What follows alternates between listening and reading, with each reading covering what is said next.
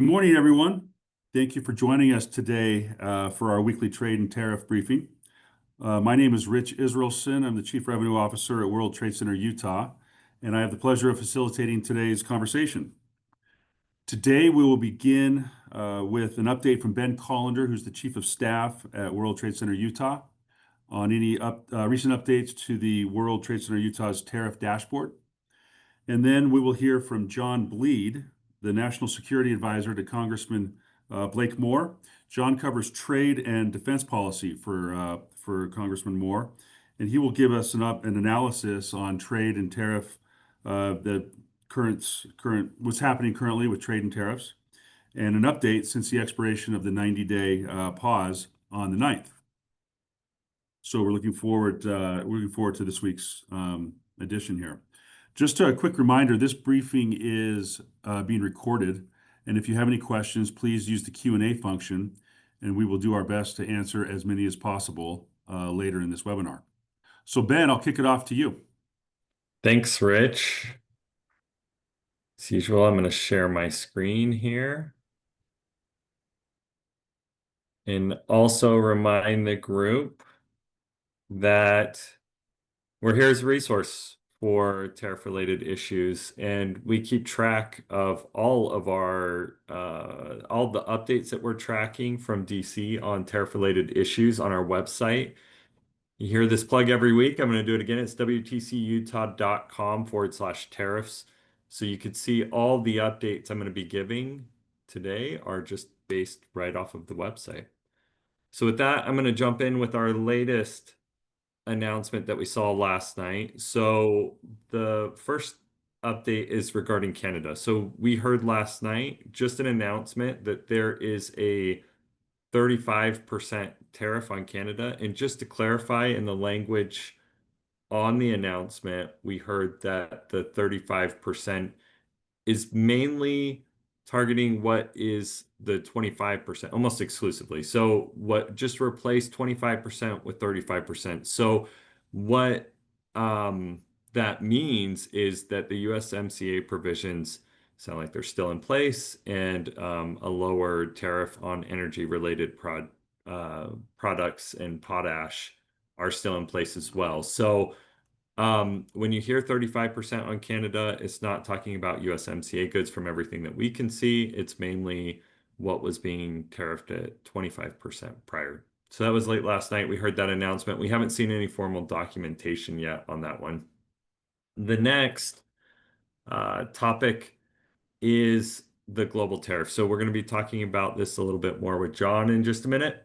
But the announcement has been over the last week to not only push the dates until August 1st, but also these tariffs by country are being released in batches. And so you could see any of the country-specific rates we're tracking on the link on our webpage. And if you want to see the original rates for the longer list, it's right here at the bottom.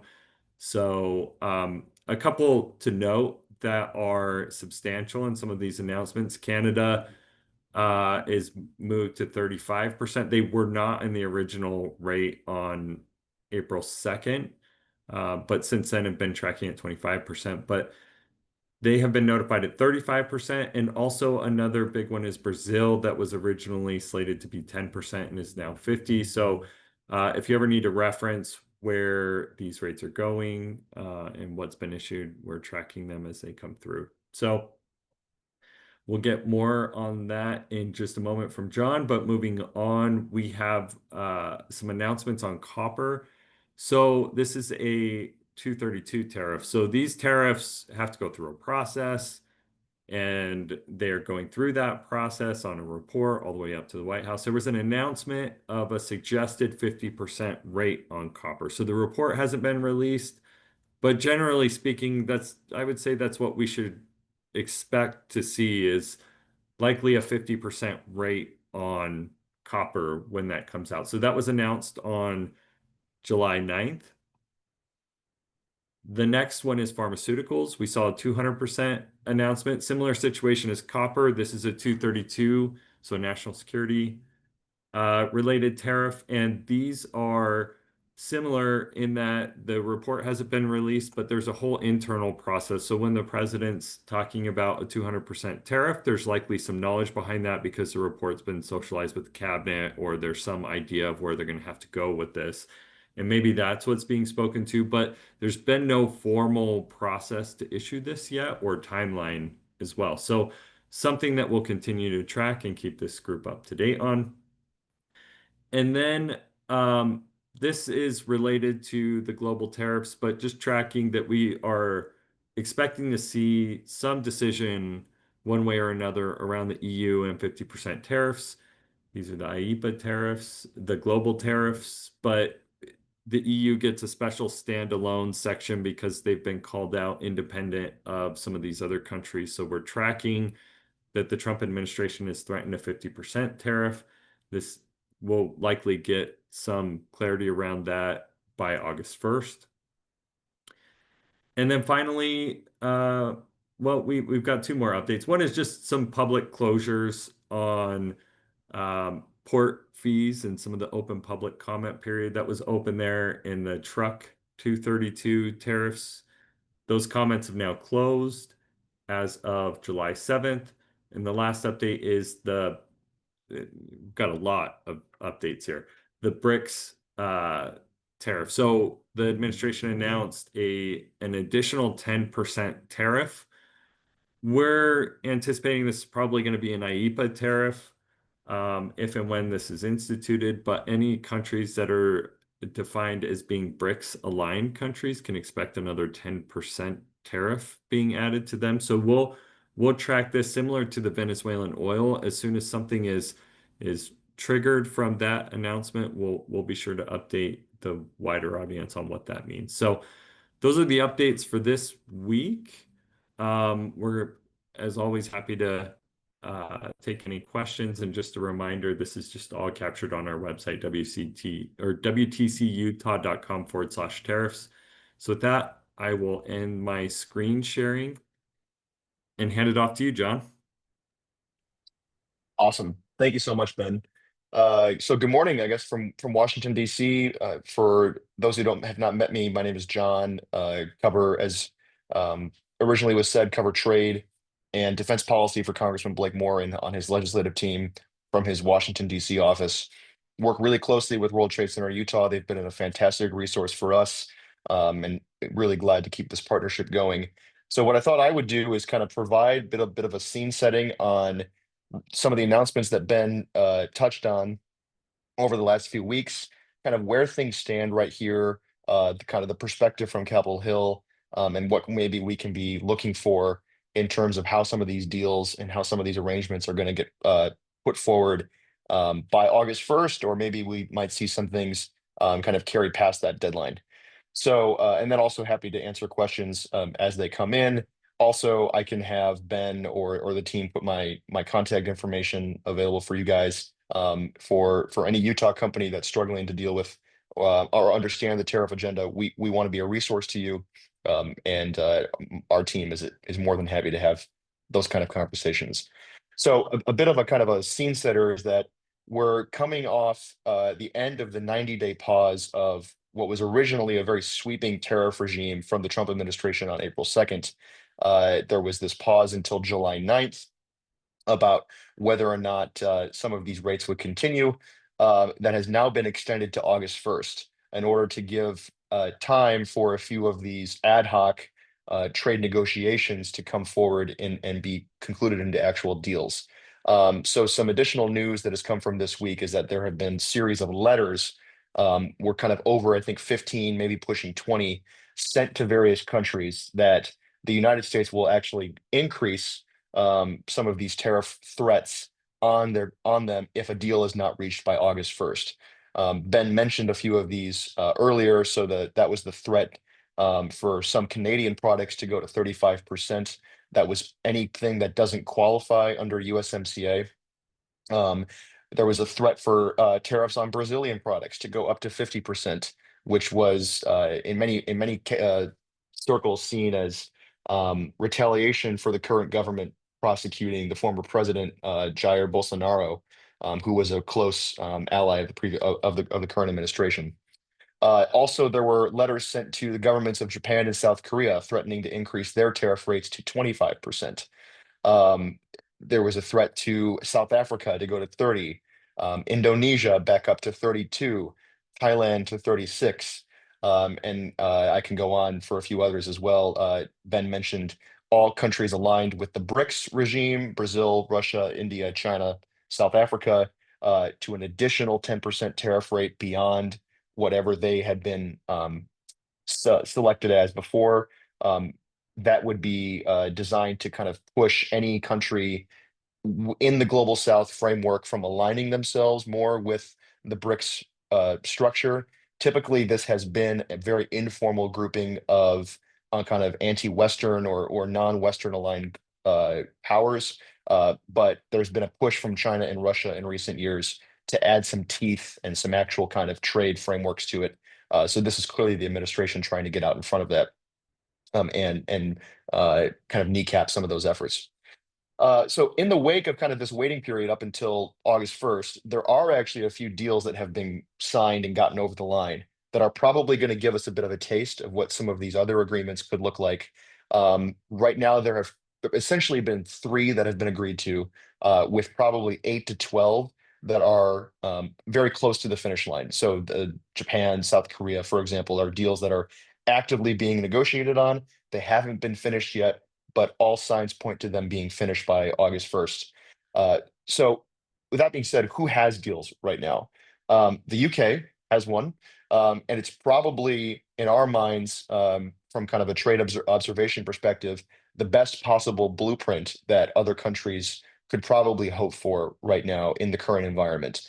The deal essentially sets tariffs on UK products going into the United States at 10%, which is the current rate that everyone has been subject to for the last 90 days.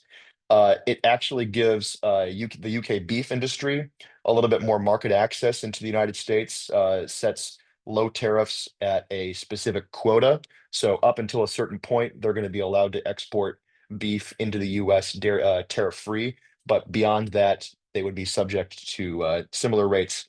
The UK is also going to get a similar quota for automobiles to send into the US at a lower tariff rate up until a certain amount. I believe it's 100,000 cars per year are going to be at a lower tariff rate into the US. They agreed to negotiate lower tariffs on steel and aluminum. So potentially for the UK getting a quota carve out for those specific tariff regimes in the future. And the US has reportedly promised to carve out the UK from any future tariffs on pharmaceutical products. So from a country perspective like the UK, which is mostly a services economy already, but does have a few sensitive industries that rely on trade with the United States, this is actually a pretty good agreement for them. And they were quick out of the box. They went pretty much very aggressively with the Trump administration to get something over the line. They actually kind of separated themselves from the pack by being so flexible and so kind of informal that the administration reacted very positively to this. And it's one of the reasons why they were the first to get a deal over the line. The second country that has at least a deal in principle is Vietnam. This is a very different situation than the UK, given that there's a lot of concerns right now over Vietnam as kind of a middleman for Chinese transshipment. So Chinese companies like to use Vietnam as a kind of pass-through destination to slap Vietnamese labels on certain products that weren't actually made in Vietnam. But in order to avoid tariffs on Chinese products, they would pretend to be Vietnamese. That's been a big concern for the administration, big concern for obviously the Ways and Means Committee on Capitol Hill of Vietnam being a pass-through destination. But it's also an important strategic partner as we look at kind of our relationships in the Indo-Pacific. So the agreement that appears to have been negotiated right now is to lower tariffs on Vietnamese products down to 20%. Currently, the threat was up at 46. So it looks like it'll be 46 down to 20. And then there will be an additional 40% tariff on goods that have been deemed to have been transshipped through China. So the question marks that are still there right now is that It's not 100% clear which products are going to get this reduced tariff rate from 46 down to 20. Whether or not there are going to be some carve-outs or exceptions, we don't really know. And it's also not really clear how we're going to enforce the transshipment tariffs. Are the Vietnamese going to do this for us? Are we going to basically have kind of third-party inspectors to do so? That part is not clear right now, and we're waiting for more information. The third country that at least has some sort of an agreement in principle is China, not regarding existing tariff rates, but on kind of overall diffusing of trade tensions. Negotiators for the United States and China met in London a few weeks ago to address export controls and the sale of certain technology transfer between countries. This is actually very sensitive for the United States because the United States market is very reliant on the export of rare earth minerals and critical minerals from China. There were threats from the Chinese side to essentially shut down all licenses for exporting rare earth minerals to the United States if other tensions weren't addressed. And then on our side, we've had a very aggressive export control regime on semiconductor technology over to China for the last 3 or 4 years. It's been kind of a bipartisan arrangement started under President Biden, but has been continued under the second Trump administration. And the Chinese have been very adamant that they want some of that to be rolled back. So some of the agreements that came out of London were the US would actually ease back on some of those export controls of semiconductor technology. And in return, the Chinese would continue their exporting of rare earth minerals to the United States. The United States also agreed that they would not revoke the visas of Chinese students on US college campuses for the time being. So as you can see, these are not traditional trade topics of negotiation, but were kind of an unorthodox framework put together on short notice. So a couple of deals that may be very close, I wanted to flag. They've been very, very hard at work negotiating with India. Traditionally been kind of the white whale of trade negotiations for the US, a very, very protectionist and difficult place to do business. Market access for US companies has been a huge issue for India across multiple administrations, especially in agriculture. The Indian agriculture market is very closed off. So they're working hard right now on getting something over the line on market access with India. We also know that there are ongoing discussions with the European Union that would kind of keep existing rates of tariffs from EU products at 10%, but also no guarantee that they would be given the same favorable treatment that the UK got. So the UK got those quotas with beef and autos and potentially got carved out with future pharmaceutical tariffs. There's no guarantee that they're going to do that for the EU. It's potentially kind of some additional desire to get leverage over the Europeans, given how big their market is. But we're kind of in a wait and see mode for there right now. I also wanted to flag, I know, Ben, you mentioned this at the beginning on copper tariffs, the new announcement this week that there will probably be a 50% tariff on copper imports to the US starting August 1st. That's significantly important for Utah and something that our office is tracking very closely. Wanted to do a quick spotlight on that. For background, the US produces about 46% of its copper at home, but imports about 55% of it from foreign sources. So the big places there would be Chile, Canada, Peru, and also the Congo in Central Africa. But Chile and Canada being kind of the largest sources. And it's relevant for Utah because the Kennecott copper mine is the second largest domestic copper producer in the United States, behind a mine in Arizona.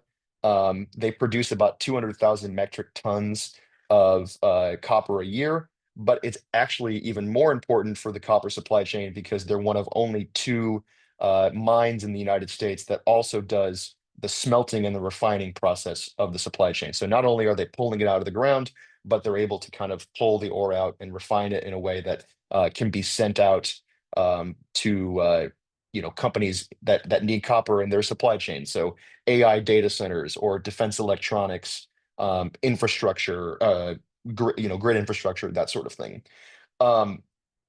There's kind of question marks about where the tariffs are going to be placed in the supply chain? Are they going to be placed way up at the upstream part, which is the part that China really has a dominating role in globally? Kennecott does do smelting and refining, but when you think of it globally, the Chinese really are dominating this industry. And it's a big concern for the administration that domestic smelting capacity for a really, really important mineral from a defense industrial perspective is not the US capacity is not where it should be. So are they going to be upstream or are they going to be downstream on final products? So could there be an added copper tariff on your iPhone or any other things that have copper in them? That part's not clear right now. And I know that members of Congress and our office, we're looking to try to get some clarification from the administration on where that could be. It's probably our perspective that the upstream, if there are going to be tariffs, the upstream part of it makes more sense. But obviously that's something that's yet to be decided. As I mentioned, there's a lot of national security implications for copper tariffs. A lot of things that the defense industrial base relies on: missile guidance, radar, sonar, shipboard systems. That copper is a huge part of all that. It's our prediction that you're probably going to see, we saw an immediate spike in copper prices after the announcement as companies were looking to really kind of seize existing supplies. But this could actually see long-term less demand for US copper if companies are trying to, over the next few decades, again, super long-term, try to do import substitution for copper. If they try to use aluminum or other products instead of copper, if it becomes too difficult to get. Or if we're in a spot where our domestic smelting capacity actually does, improve and does come online and you get some more capacity at home, then you could actually see a good turnaround. Last thing for me, I realize I've kind of gone on a decent amount. Some of the future investigations for tariffs that we're taking a look at, all of these under Section 232 authority, which is for the purposes of US national security. We're tracking the pharmaceutical tariff announcement that hasn't been put out yet, but we're expecting it to be put out. We're tracking the existing investigations on semiconductors. We're tracking the investigations on softwood lumber that would really impact the US-Canada relationship, given that softwood lumber is one of Canada's largest exports to the United States. We're tracking an investigation on aerospace products.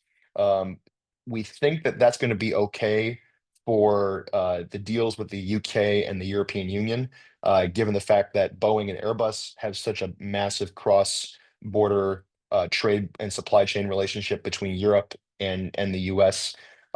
There's not a lot of congressional appetite to disrupt that current status quo. So we don't necessarily think those are a given, but we're tracking those pretty closely as well. And then obviously the initial investigation of Venezuelan oil. So countries that import Venezuelan oil would potentially be subject to additional tariffs. That's on pause, at least from what we can tell right now. Not an investigation that's kind of come to its fruition. But that would definitely impact the US trading relationship with India and the relationship with China, given that they are the largest importers of Venezuelan oil in the world. So definitely something to keep in mind and track for the long term. But that's kind of what I wanted to cover. And maybe Ben or Rich, I can pass it back to you and open the floor up. John, that was great and so much great, rich information, and we appreciate it as always. We have a question in the chat. I'm going to do my best to provide some context around it. But essentially, one of the things we experience from businesses who are trying to navigate all of these tariffs is it's just pure chaos, right? And we always feel that need for a crystal ball and what's coming and what's out. So this is one reason why we do this webinar and have our dashboard, is to help try and put this information all in one place. But there are those businesses that are like, why is this happening in the first place? What's Congress going to do? What's that tension look like with the White House? How's Congress going to push back? And I'm curious, with your background coordinating with Ways and Means and on obviously with the congressman, what's that crystal ball, if you can say, look like in terms of the relationship with the legislature and the administration, and what's that look like for businesses questioning why we're doing this, where we're going, what's the purpose, how do we proceed? Yeah. Oh, for sure. And it's a question that we get a lot. So there's probably two sides to this question, and one's actually pretty positive, and that is the engagement that we've had with the administration on trade, and I would say other Ways and Means offices feel the same way, has been great, actually. They've been very receptive, they've been very open, they've made themselves accessible in a way that I think has surprised a lot of offices. Um, you know, Ambassador Greer, who's the U.S. Trade Representative, has a good relationship with Congressman Moore. They're both Utah guys, and they have a really cordial relationship. USTR's Congressional Affairs team is really active, is on the Hill all the time, and there's been member to administration level engagement. I mean, Ambassador Greer's coming to the Hill sometime in the next few weeks to do kind of uh, member visits, member roundtable discussions. Those have happened in the past, but they're coming back for a second time.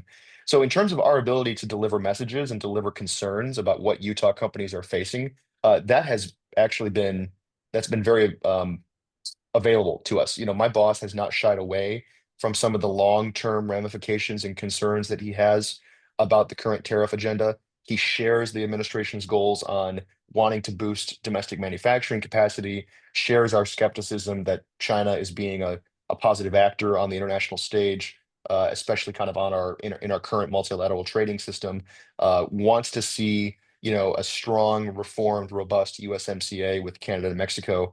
But the concerns come from what are the long-term ramifications of business clarity and business certainty on this kind of step-by-step approach that we're seeing. What are the long-term impacts on our ability to manufacture at home if we're, putting tariffs on inputs and the kind of the intermediate materials that go into what's manufactured here?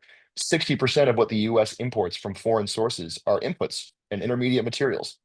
These are not necessarily finished products that are coming over the border. They're nuts and bolts, so to speak, for lack of a better word. So he's mentioned that in congressional testimony before, that some of this stuff could actually impact our domestic manufacturing capacity in a negative way. So those are not messages that he's shied away from, and we've been very clear about kind of where some companies of ours are nervous and wanting some more long-term clarity. And we do think that our ability to do that moving forward is going to continue. I think the next kind of phase to kind of pay attention to is, where are we kind of in the middle of August? Have we gotten a few deals over the line? Have the tides kind of calmed a little bit? Or are we kind of going back to where we were in April, where some of these big tariff rates have kind of come back online, specifically in Southeast Asia? I can see, if we're jacking tariffs up on Thailand, Malaysia, and Indonesia, that's going to have some concerns, I think, for some manufacturing logistics chains that we're going to be paying attention to. Are some of those future 232 investigations, are they going to come to fruition, or are they just going to be held in the back pocket? We may not know that until middle of August or early September.